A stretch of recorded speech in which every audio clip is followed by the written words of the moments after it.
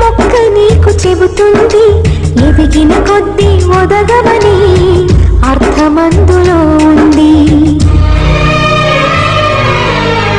అపజయాలు కలిగిన చోటే గెలుపు పిలుపు వినిపిస్తుంది. ఆకులన్నీ రాలిన చోటే కొత్త చిగురు కనిపిస్తుంది.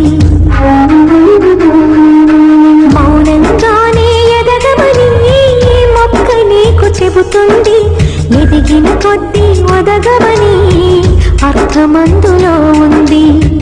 అపజయాలు కలిగిన చోటే గెలుపు పిలుపు వినిపిస్తుంది. ఆకులన్నీ రాలిన చోటే కొత్త చిగురు కనిపిస్తుంది.